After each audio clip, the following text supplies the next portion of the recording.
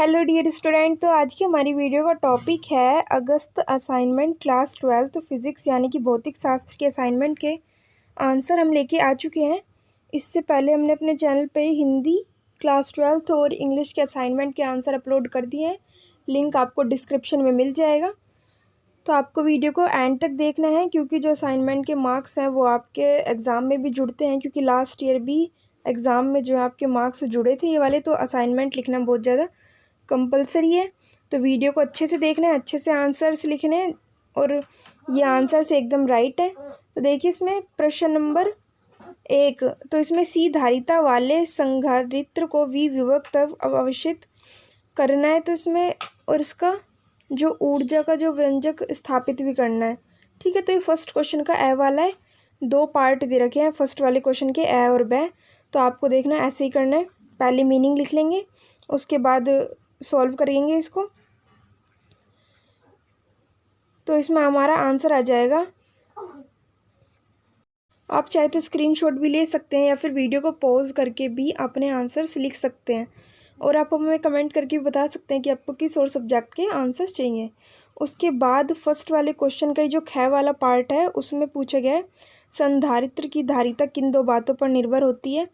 तो देखिए 2 बातों पर निर्भर होती है। एक होती है प्लेटों का क्षेत्रफल और दूसरा होता है प्लेटों के बीच का पृथक्करण। ठीक है, तो ये 2 पॉइंट लिख देंगे। ये 2 मार्क्स के लिए क्वेश्चन है। जिसका ए वाला पार्ट था वो भी 2 मार्क्स का था।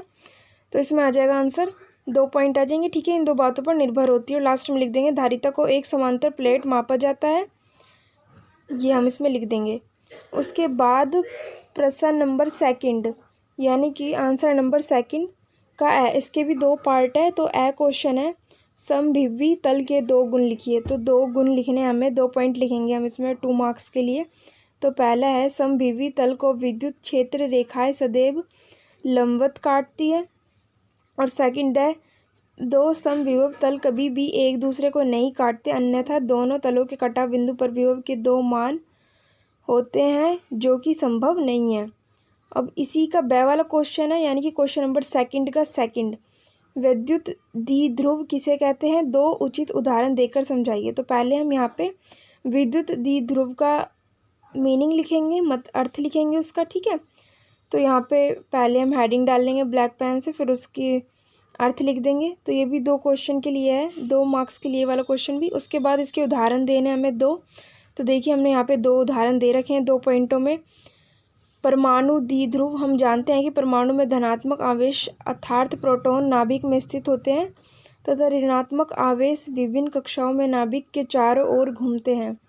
परमाणु में इलेक्ट्रॉनों का द्रव्यमान केंद्र प्रोटॉन के द्रव्यमान केंद्र के साथ संपाती होता है।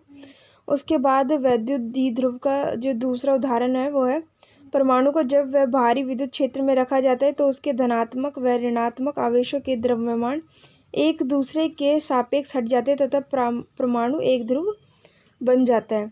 उसके बाद प्रश्न नंबर 3 आ जाता है। तो इसमें पूछा गया है आवेश के अध्यारोपण के सिद्धांत का कथन लिखिए। ठीक है, तो पहले आपको इसमें कथन लिखना है यानी कि उसका सिद्धांत समझाना है। तो देखिए इसमें आंसर आएगा किसी एक आवेश द्वारा लगाया गया विशिष्ट बल अन्य आवेशों की उपस्थिति के कारण प्रभावित नहीं होता है, यही अध्यारोपण का सिद्धांत कहलाता है। तो आपको पहले हेडिंग डाल के सिद्धांत के अंदर ये मीनिंग लिखना है और इसके और सभी आंसर्स के लिए आपको वीडियो को एंड तक देखना है क्योंकि हम सब पूरे असाइनमेंट का आंसर बताएंगे आपको इसी वीडियो में। 8 400 400 400। तो फ्रेंड्स याद कर लीजिए ये नंबर, चाहे आपका क्वेश्चंस मैथ से रिलेटेड हो, फिजिक्स केमिस्ट्री बायोलॉजी से रिलेटेड हो, आपके हर डाउट हर क्वेश्चन का मिलेगा वीडियो सॉल्यूशन, वो भी सीधा आपके व्हाट्सएप नंबर पे। बस अपने फ़ोन नंबर में आपको 8 400 400 400 नंबर जो ऐड करना है, उसके बाद अपने क्वेश्चन की फ़ोटो खींचनी है, उसे क्रॉप करना है और उसका आपको वीडियो सॉल्यूशन मिल जाएगा 5 सेकंड के अंदर। क्लास 6 से 12 IT जी मेन एडवांस सभी बोर्ड्स के बच्चों के लिए है। तो अभी जाइए, देर किस बात की, अपना सवाल व्हाट्सअप करें और सभी डाउट्स को आउट कीजिए। लिंक आपको डिस्क्रिप्शन में मिल जाएगा। तो देखिए 3rd क्वेश्चन में पहले आवेश का अध्यारोपण का सिद्धांत पूछा गया था। तो सिद्धांत लिखने के बाद उसमें पूछा गया है n आवेशों के असतत वितरण के कारण किसी बिंदु P पर आरोपित विद्युत क्षेत्र की तीव्रता को उनके स्थिति सदिश के रूप में व्यक्त करें। तो देखिए हम इसको भी व्यक्त करेंगे तो पहले हम सिद्धांत लिख लेंगे, ठीक है। आपको ये लिखना है 2 या 3 लाइन के अंदर। उसके बाद हेडिंग डालेंगे हम, आवेशों के समूह के कारण किसी बिंदु P पर वैद्युत क्षेत्र की तीव्रता। तो देखिए बिंदु P पर Q1 के कारण वैद्युत क्षेत्र, तो देखिए E आ जाएगा इसमें। तो ये जैसे सामने लिखा हुआ है आपको ऐसे ही लिखना है। और अगर आपको कुछ समझ में नहीं आ रहा है तो वो भी आप हमें कमेंट करके बता सकते हैं। फिर देखिए अध्यारोपण के सिद्धांत से इसको हम सिद्ध करेंगे। तो ये वाला आंसर आएगा आपके सामने जो ब्रैकेट के अंदर है लास्ट में, ठीक है। उसके बाद आपको एक डायग्राम भी बनाना है, जैसे इसमें बना हुआ है, इजी सा डायग्राम है ये। Q1 से जाते हुए E1 और उसके बाद सारे हैं Q2 से E2, तो सारे ऐसे ही बनाना है आपको। उसके बाद नेक्स्ट क्वेश्चन है क्वेश्चन नंबर 4, संक्षिप्त टिप्पणी करिए। तो ये भी 4 नंबर के लिए, यानी कि 2 टॉपिक दे रखे, उसमें से दोनों को आपने उस पर टिप्पणी करनी है। तो ए वाला है वो है वैद्युत प्रवृत्ति, ठीक है। तो वैद्युत प्रवृत्ति के बारे में लिखेंगे कि ये एक विमा रहित राशि है जो यह दर्शाती है कि किसी बाह्य वैद्युत क्षेत्र में रखने पर वह पदार्थ कितना अधिक ध्रुवित होगा। उसके बाद बै वाला है परावैद्युत सामर्थ्य, ठीक है। तो इसके मीनिंग लिखना है हमें। परावैद्युत सामर्थ्य क्या है? वह अधिकतम विद्युत क्षेत्र जो कोई इंसुलेटिंग पदार्थ बिना भंजन हुए सहन कर सकता है, उसे उस पदार्थ का परावैद्युत सामर्थ्य कहते हैं। परावैद्युत पदार्थ और विद्युत के किसी विशेष विन्यास के लिए वह न्यूनतम विद्युत क्षेत्र।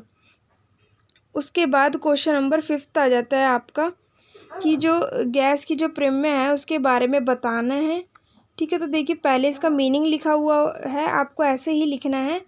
फिर उसके बाद इसके नियम भी लिखने हैं। तो यहाँ पे देखिए जो भी सामने है डायग्राम वगैरह आपको यही बनाने पड़ेंगे और ऐसे ही लिखना पड़ेगा जैसे सामने है। तो यहाँ पे एक समीकरण निकल के आया है। फिर ई की दिशा ओ से पी की ओर, क्षेत्रफल डी से निर्गत विद्युत फ्लक्स, समीकरण 2 बन के आ गया। फिर उसके बाद समीकरण 1 से ई का मान समीकरण में रखने पर, 2 में रखने पर। तो देखिए फिर उसके बाद ऐसे ही आपको लिखना है पर अतिरिक्त अंतरिक्त घन कोण, और लास्ट में सिद्ध हो जाएगा कि यही गॉस प्रमेय का कथन है। तो स्टूडेंट ये थे हमारे फिज़िक्स यानी कि भौतिक शास्त्र की असाइनमेंट के आंसर, जो भी आपकी अगस्त मंथ की है क्लास 12th की हिंदी इंग्लिश के असाइनमेंट के लिंक आपको डिस्क्रिप्शन में मिल जाएंगे। और अगर आपको कुछ समझ में नहीं आया है, किसी क्वेश्चन में कुछ भी डाउट है, तो वो भी आप हमें कमेंट करके बता सकते हैं। और अगर आपको वीडियो अच्छी लगी है तो वीडियो को लाइक करिए, चैनल को सब्सक्राइब करें ऐसी ही और वीडियोस के लिए। Thanks for watching.